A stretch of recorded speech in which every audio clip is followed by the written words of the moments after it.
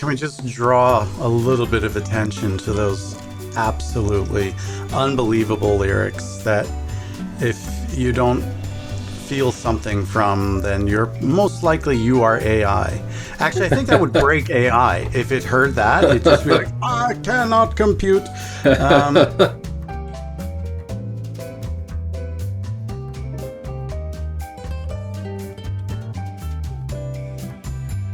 Hello and welcome to the Crazy Angels podcast with Pascal Dennis and David Logan. Hi guys. Hello. Hi, you guys. Today we want to talk about a song which is set in the beautiful Amalfi Coast and it's titled Summer Never Ends.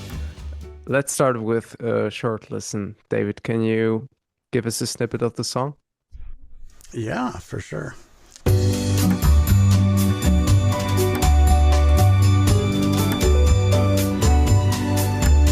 This Roman square, this promenade, these olive trees, this rose facade, this harbor town of battles lost and won, lovers come and gone. Oh my love, oh my love. Yes. Beautiful. There we go. Pascal, this is a beautiful song. Can you please tell us what inspired you to write it?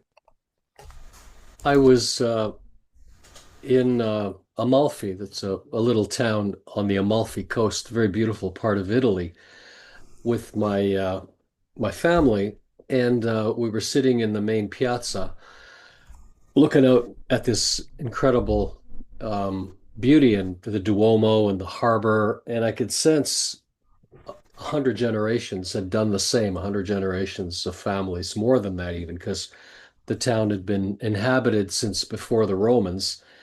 And we had recently lost my wife's mother, the great Kathy Gazelle, who was a concert pianist and an actress and an environmentalist who'd saved the Ganaraska forest from idiot developers. So all of this was kind of washing over me, and the breeze was coming off the Tyrrhenian Sea. And the other inspiration was a beautiful song by Bruno Martino, an Italian jazz pianist. The song is called Estate, which means summer. And I just built on that. And I thought, well, summer never ends. We're part of this endless cycle, and we'll leave our touch and our presence on these stones, just like these hundreds of generations. And we'll be gone one day, and my son or his families, and they'll be gone, but summer never ends, right? Life never ends. So it was a sense of communion with life, some kind of rapport with life, which I'd always had difficulty doing as a kid. I was bouncing around all over the place. The other influences our listeners will know is Chinese classical poetry, this idea of blazing into life and blazing out of life, and the never-ending movement between emptiness and fullness, emptiness and fullness. And in the emptiness and death, there's life. So Kathy passed and she loved her grandson, but her grandson was here and he was like these green shoots and he was fully blazing into life the way she blazed out of life. And similarly in life, there's death as well. So we were living, but we knew that as we were living, we were dying and we were expending ourselves, emptying ourselves out. And that's what we should be doing. That's part of life. So all of these things are in the song, and I'll just read a couple of images here. Again, it's inspired by Du Fu and Li Bai and the great classical Chinese poets. Just like a pinpoint, just an image. This Roman square, this promenade, these olive trees, this rose facade. Just little pinpoints, just like in a Chinese painting. This harbor town of battles lost and won, lovers come and gone. A sea of glass, a shooting star, a small bouquet, this old guitar, a curtain drawn upon an empty square. I came out to find you there, an orchid in your hair. Now summer's gone, but will return again, for summer never ends, oh my love. So I wrote it in that feeling, Anyhow, what is wonderful about our ensemble is that David intuited it and the band intuited it, and you'll hear this arrangement in detail in a few minutes. And similarly, Levi's lyric video is just extraordinary. So you all picked it up. I didn't say anything. I just Yeah, lucky enough but to have you guys can we there, just draw a little bit of attention to those absolutely unbelievable lyrics that if you don't feel something from, then you're most likely you are AI. Actually, I think that would break AI if it heard that. It'd just be like, I cannot compute. Um, it's so beautiful, and you often say that myself and Levi will just intuit what you're going for, but you don't exactly make that difficult with those kind of Well, lyrics, no? I appreciate So that. yeah, it's Well, wonderful. I mean, True. speaking of AI, AI can write a sonnet or an essay or a song, but it can't feel the 100 generations. It can't sense the It breeze wasn't coming off there. the sea. It wasn't It there. wasn't there, There's no right? there, right? Yeah. I mean, I live in Italy now. Levi used to live in Italy, and I don't know if you've been to Amalfi, but I spent a week there, and it was just like, whew, It's man, yeah, it's something something magic else. about those plays. The colors are, it's like everything is put on saturation. It's Yeah. beautiful. It's super surreal. The sea, the houses are colorful. Everything is colorful. It's like, And they're also they're generations of expert lemon growers. They grow lemons there.